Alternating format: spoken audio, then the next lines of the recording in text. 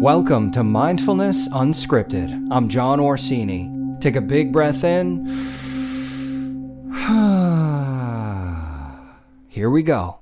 I recently had the great fortune to go on a boat trip to Provincetown. It was beautiful there, had a great time, and the trip back was about 8 hours on the boat, and the seas were a bit stormy. And I don't necessarily get seasick easily, but we all have a limit. And so the bottom line is this. I found one of the best metaphors for meditation, but not just meditation in and of itself, but how meditation specifically enhances our life simply and pragmatically. And I found this metaphor in the stormy seas of this 8-hour boat trip. So you may have heard the metaphor. I love this metaphor very much for sitting in meditation, something you might call the seat of the observer, where if you imagine yourself as the sky, clouds are sooner or later gonna float by. Sometimes clouds are dark, heavy, and stormy. Sometimes clouds are light and fluffy. Sometimes it's a very clear sky. And this is a great metaphor for our mind as we get more deeply in touch with what is moving through our mind in a practice like meditation. So you may or may not have heard this before. I find it very useful because sometimes if our fluctuations in thought are the clouds and we are the sky, well, then we're not getting stuck in our fluctuations in thought. We're not identifying too strongly with our fluctuations in thought. We're simply objectively watching the fluctuations in thoughts float by like clouds in the sky, right? Love that metaphor. If you haven't heard it before, put that in your back pocket. It is timeless and it is immensely helpful so that we don't get caught in the tumultuousness sometimes that can happen in our thoughts. We observe them. So now that that's laid out, there's another way to think of meditation, but again, how specifically it can enhance our life. And I found the metaphor in the stormy seas, and it was exactly this. When you are on a boat and the waves are tossing the boat around, you're going up and down, and you can't even stand up. You're practically getting thrown out of your seat, even when you're just sitting there trying to keep your balance. And needless to say, if you are fully caught up in the twists and the turns and the ups and the downs of the boat, for most of us, sooner or later, you're probably going to start to feel a little queasy, probably going to start to feel a little seasick. Sometimes you go out on the ocean, the water is super smooth. Sometimes you go out on the ocean, the water is very choppy. Different days bring different weather. Metaphor for life, right? So the first piece I want to land here, and then I'll get to the metaphor itself. The first piece I want to land here is this idea that we don't control the waves. There's another beautiful metaphor. I think it comes from Jon Kabat-Zinn. He says, you don't control the waves, but you can learn how to surf. That's another great one. This one is, we don't control the waves. And specifically what I want to say about it is that sometimes I find, even with myself, when is it enough? Like, when will I actually believe in myself enough to say, I am an expert meditator? Hopefully never, because I think that's a ridiculous thing to say. Personally, you could have your beliefs. But what I'm getting at here is what you meditate for every day for a year, okay? 10 years, okay? 20 years. Do you get quote unquote better at meditation? Maybe in a sense, and again, that's what this ultimate metaphor that I'm getting to can give us some perspective on. But the bottom line is some days life is a little calmer.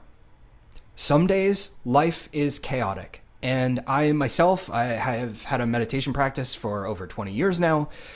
Some days I sit down, my mind feels balanced and clear. Some days I sit down, my mind is pulling me all over the place. And even after 20 plus years, sometimes something goes on or something's happening in life. There's something. And it can be really difficult to quote unquote focus or quote unquote be good at meditating. It's a ridiculous concept, so don't worry about if you're good or bad at meditating. And again, hopefully by the end of this is all going to help immensely. And not just help in your meditation practice, help in how meditation supports your life. So, if we don't control the waves, what can we do? And so when you are on rough seas, find a spot on the horizon. That's what all this is coming to here. Find a spot on the horizon, because the horizon is always stable.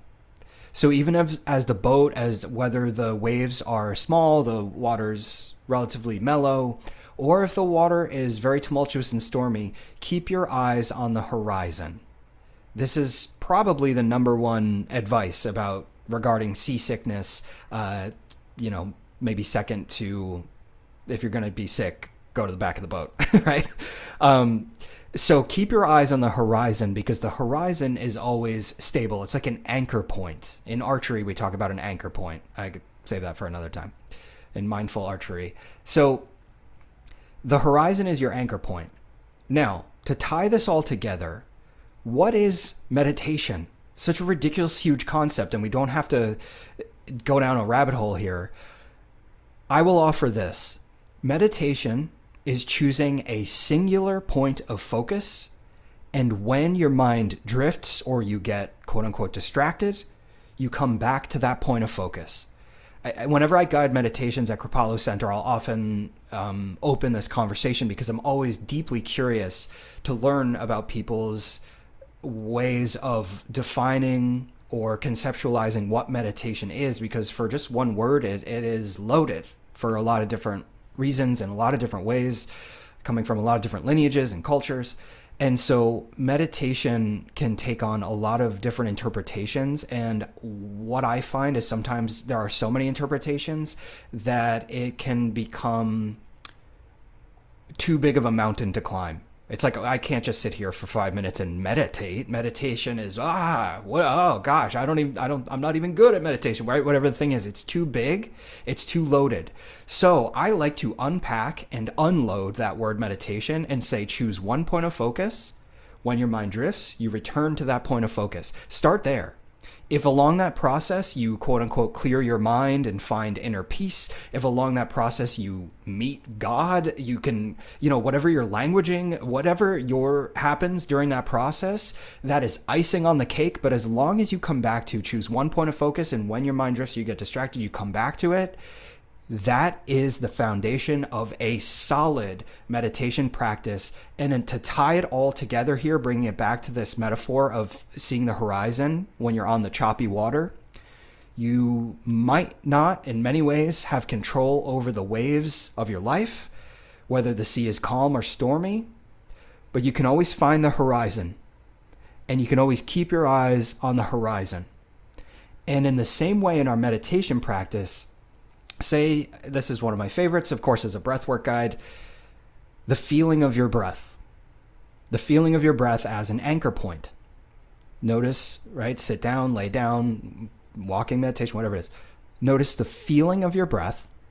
When your mind drifts or you get quote unquote distracted, you come back to the feeling of your breath. So in this instance, your breath is the horizon, metaphorically speaking, because the waves of your mind, they may be, again, pretty mellow. They may be absolutely tumultuous, depending on what's going on in your day, what's going on in your life around that time. But coming back to the feeling of your breath, that's your horizon point. That's your singular focus that stays constant. So again, this could be the feeling of your breath. It could be coming to sounds. I really deepened my meditation practice most in the years I lived in New York City. Talk about sounds. Great place to practice sound meditation. So again, this singular point of focus that when you drift, you come back to, or when you get distracted, you come back to, that is your horizon point. And the reason we practice meditation, this is the final thought here, the reason we practice meditation is, sure, if you want to achieve some, or you're working towards some spiritual enlightenment, all that, I'm all for all that. And I'm not negating any of that. I'm saying yes and to all of it.